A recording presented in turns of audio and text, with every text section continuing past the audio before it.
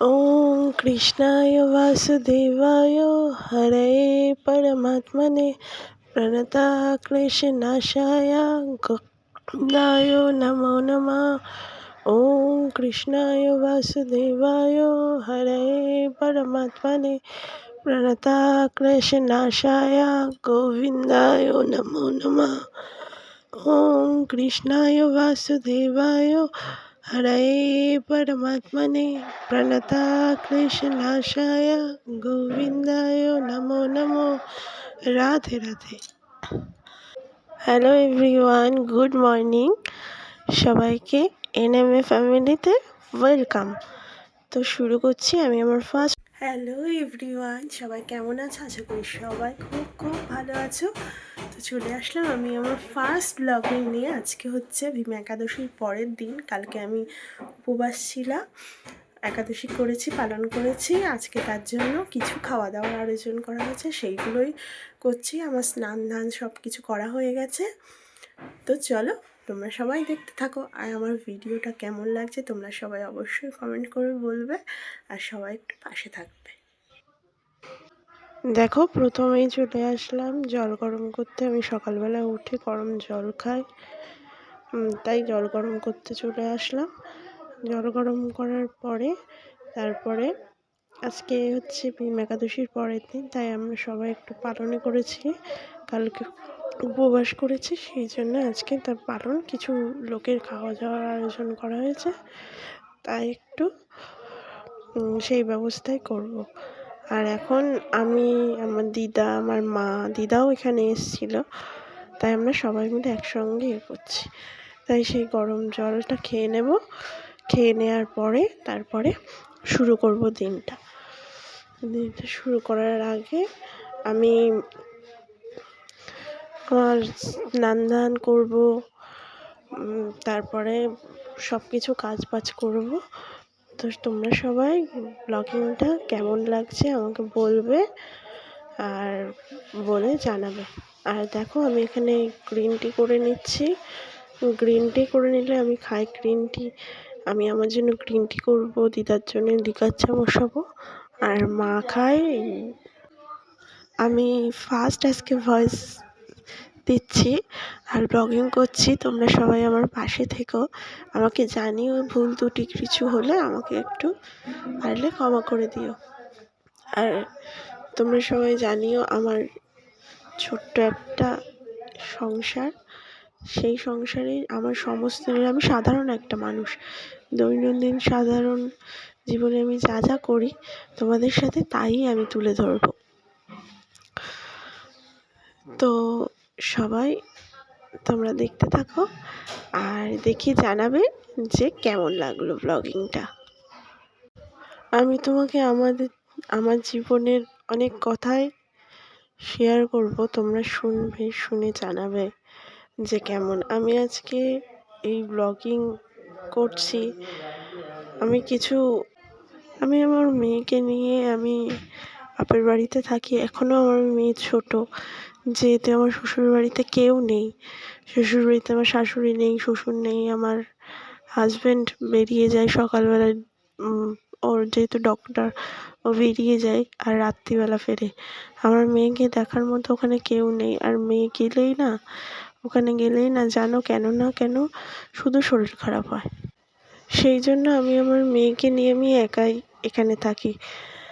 এবার সবাই হয়তো বলবে যে ওরকম কি কারোর থাকে না মেয়ের?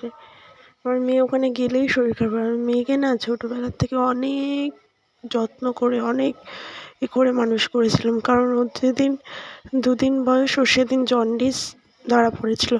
আর জন্ডিসটা এমন হাই লেভেলে চলে গেছিলো যে ওর বিলিরুবিন এতটাই হাই হয়ে গেছিলো যে ওকে আমাদের বসিরহাটে বাড়ি, আমাদের বসিরহাট থেকে আমার মেয়ে হয়েছে বদরতলা নার্সিংহোমে। বদরতলা নার্সিংহোম থেকে ওকে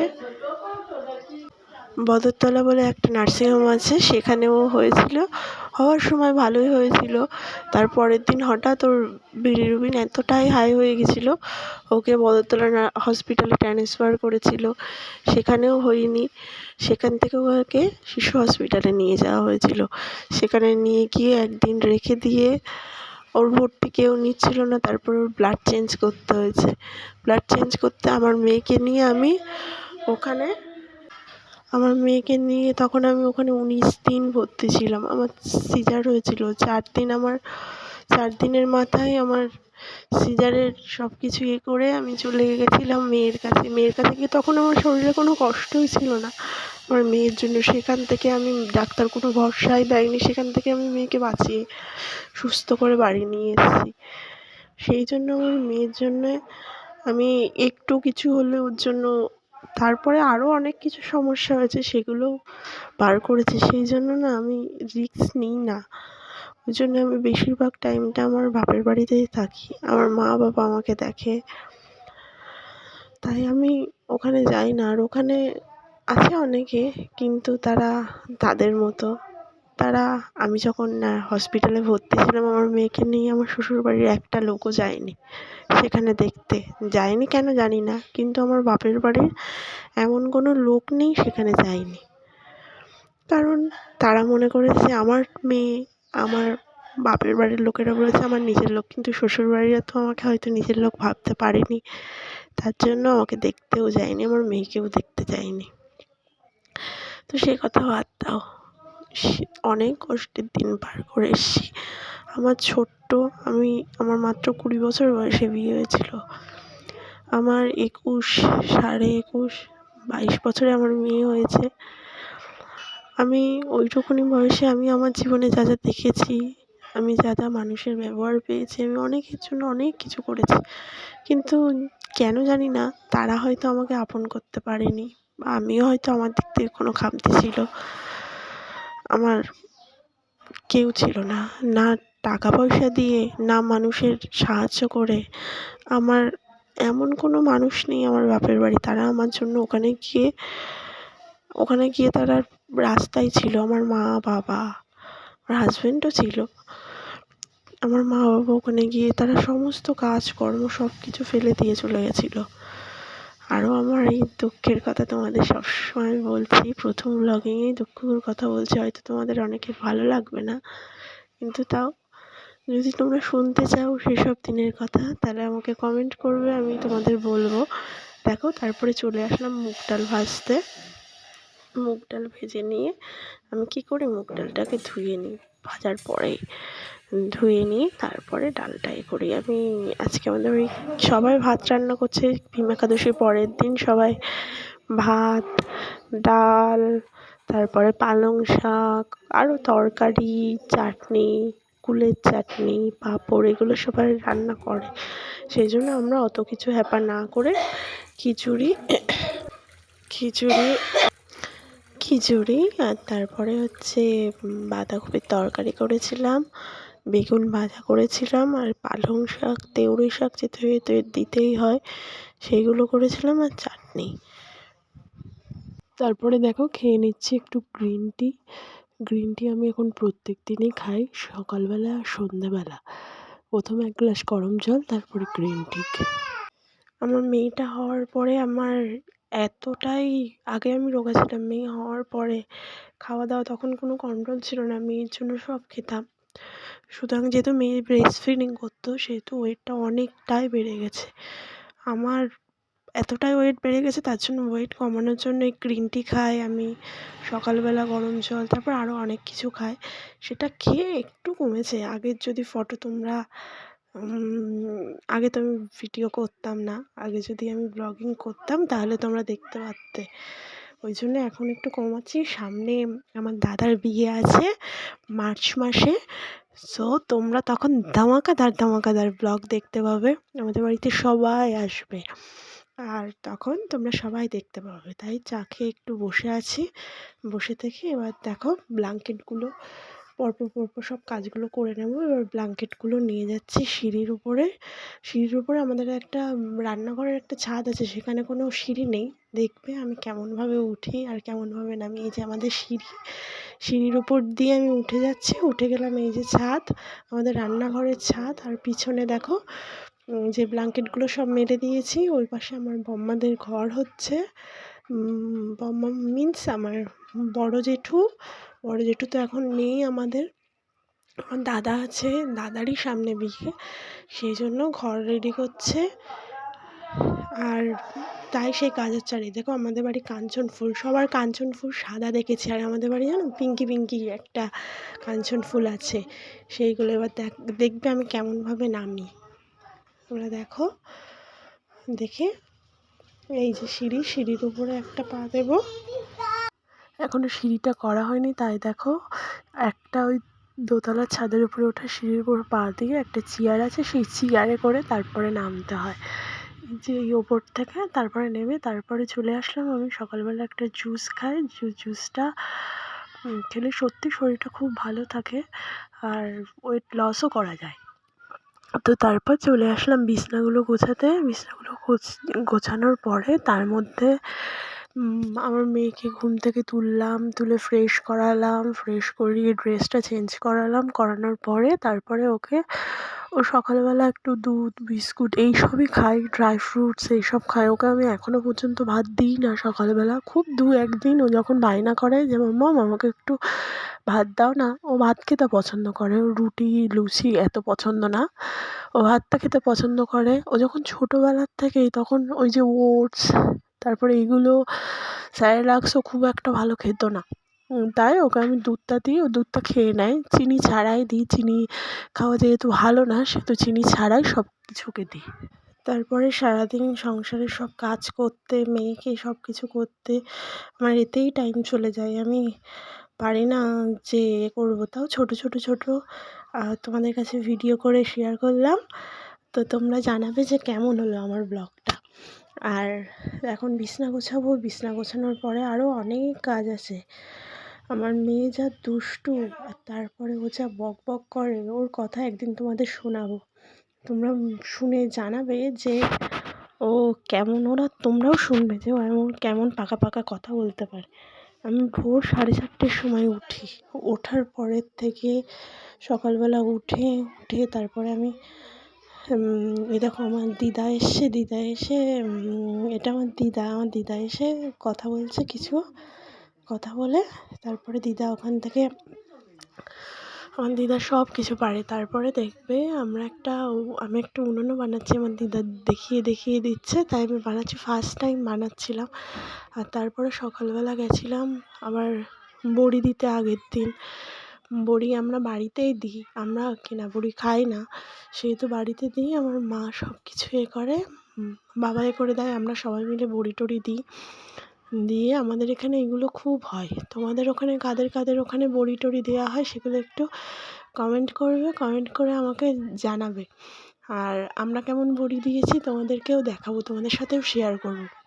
ওদিকে তো আমার দিদা রান্না করছে, মা এদিকে স্কুলে যাবে, তারপরে মা স্কুলে যায়, বাবা অফিসে যায়। আমার মা ICDS-এর টিচার, আর আমার বাবা BDO অফিসে জব করে, সেহেতু মা বাবা খুবই ব্যস্ত থাকে, সংসারের দিকে অত করতে পারে না। আমি যেহেতু এখানে থাকি মার একটু হেল্প হয়, মার আমি করে দিই। মা একা সব কিছু পারে না, মারও বয়স হচ্ছে আস্তে আস্তে। আমার দিদা এসছে কদিন, আর আমাদের বড়ি, আবার আমাদের বাড়িতে একটু নারায়ণ পুজো আছে, তাই দিদা এসে সব কিছু কাজকর্ম করে। আমার দিদা আসে যখন, তখন মাকে অত কিছু করতে দেয় না। তার মধ্যে আমার মার একটা ব্যবসা আছে, আমার মা আবার আরও অনেক কাজের সাথে যুক্ত আছে। একদিন সময় পেলে তোমাদের সব কিছু জানাবো আর দেখাবো তোমাদেরকে যে কী কাজ করে। আর তোমাদের ব্লগটা কেমন লাগছে তোমরা জানিও, ছোট করে আমি তোমাদের কাছে শেয়ার করছি। চলো এবার কী রান্না হলো তোমাদের দেখাই। দেখো আমি আগের দিন কেটে রেখেছিলাম এই যে পালং শাক, এই যে বাঁধাকপি, এখানে ফুলকপি আছে, যেহেতু খিচুড়ি রান্না হবে তার জন্য ওখানে আলু কাটা আছে, চাল ধোয়া আছে। তাই এবার সেসব কিছু করে নিয়ে এবার ওই ডালগুলো নাড়াতে এবার চলে আসবো, এবার চলে যাবো। এবার এদিকে দিদাই রান্না করছে, আমি করছি না। চলে আসলাম ঘর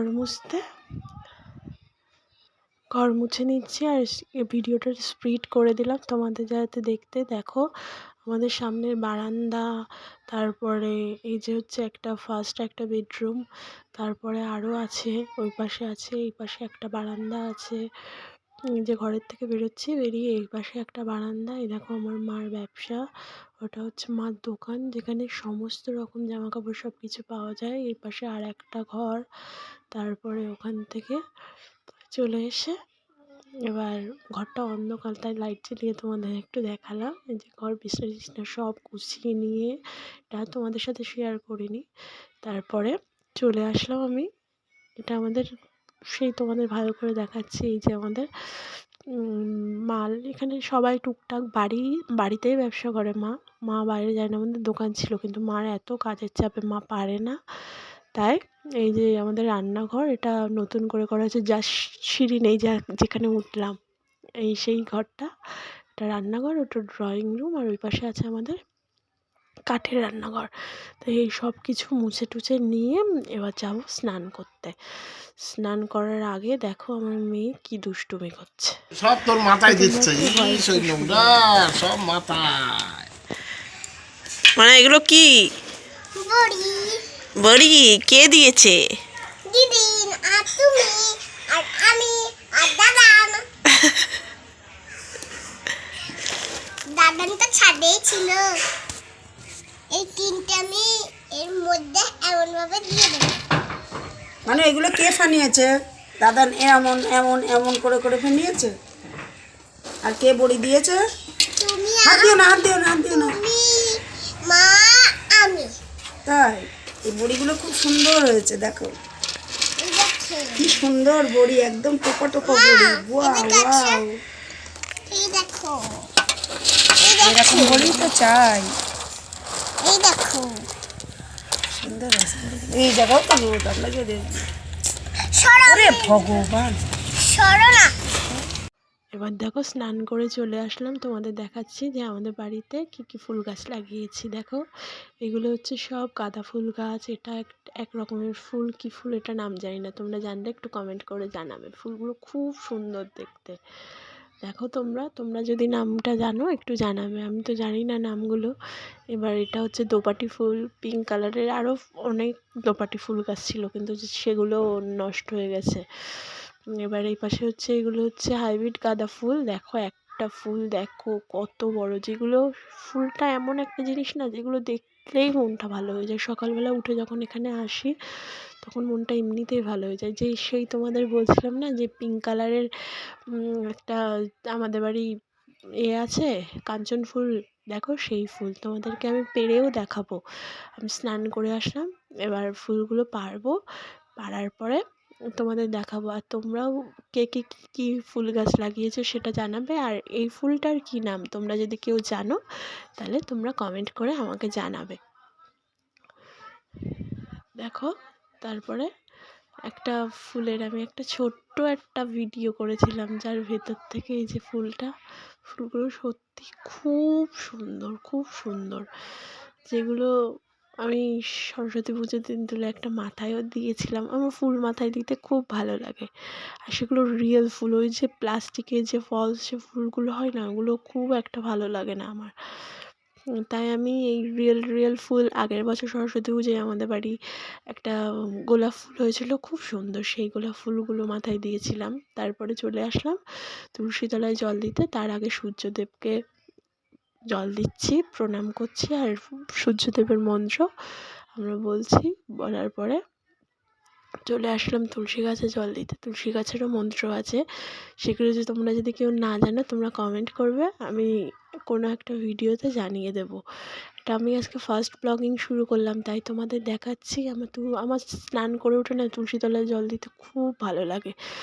আমার যখন পিরিয়ড চলে তখন আমি যখন দিতে পারি না, তখন আমার খুব মনটা খারাপ হয়ে যায়। সকালবেলা স্নান করে যখন তুলসী তলায় জল দেওয়া হয়, যেন মনটা যেন এমনিতেই ভালো হয়ে যায়। তুমি দেখবে অন্য কোনো বাজে কাজে লিপ্ত না হয়ে, কারোর পিএমপিসি না করে তুমি যদি ভগবানের জন্য কিছু করো না, তাহলে দেখবে তোমার মনটা এমনিতেই খুব ভালো হয়ে যাবে। আর আমি অনেক বেশি কিছু করতে পারি না, আমি ওই টুকটাক করে কিছু করি, যে একটু মাকে একটু পুজোর ফুল তুলে দিই, কোনো দিন পুজো দিয়ে দিই, তুলসী তলায় জল রেগুলার দিই, সকালবেলা উঠে ঠাকুরের নাম করি।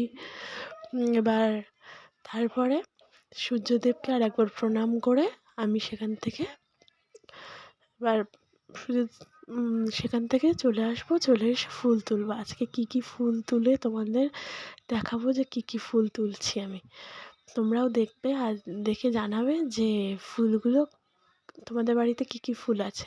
আমাদের বাড়িতে তো অনেক রকমের ফুল আছে, যেমন গাঁদা ফুল আছে, দোপাটি ফুল আছে, বেল ফুল আছে, ধুত্র ফুল আছে, তারপরে কাঞ্চন ফুল আছে, শিউলি ফুল আছে, তারপরে সাদা এমনি টগর ফুল আছে, তারপরে এক রকমের পিঙ্ক কালারের রোজ আছে, এক রকম জবা ফুল আমি তোমাদের দেখাবো, সেগুলো ঘণ্টা জবা। একটা জবা ফুলের মধ্যে আরও একটা জবা ফুল আজকে সেটা ফোটেনি, যেদিন ফুটবে সেদিন দেখাবো তোমাদের। তারপরে এমনি জবা ফুল আছে, তারপরে একটা স্থলপদ্মর গাছ আছে, তারপরে আরও আছে হচ্ছে একরকম সাদা সাদা বেশ কী ওগুলো ফুল গাছের নামটা আমি ঠিক জানি না, তোমাদেরকে দেখাবো একদিন।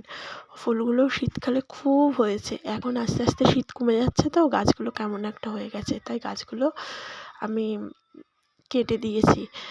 আর এই যে লাঠি নিয়ে যাচ্ছে, যেহেতু কাঞ্চন ফুল গাছটা অনেকটা উপরে, সেহেতু আর ওর ডালগুলো খুব নরম হয়, তাই আমি পারি না, ভয় লাগে, তাই এই লাঠি বানিয়ে দিয়েছে একটা, আমাদের একটা কাকা আছে, ওই কাকা বানিয়ে দেয়, ওই সে বানিয়ে দিয়েছে। আর ওই দেখো তোমরা দেখতে পাচ্ছ, আমি বলছিলাম না যে উনুন বানানো হচ্ছে, এটা মার, আর ওপাশে আর একটা ছোটো আছে, সেটা হচ্ছে আমার। আমার মানে আমার মেয়েকে আমার দিদা বানিয়ে দিচ্ছে, আমিও দিদার কাছ থেকে শিখছি কেমন করে বানাতে হয় উনুন। আমার ভালো লাগে এইগুলো করতে। তো দেখবে তোমাদের দেখাবো যে আমি কী কী ফুল পারলাম।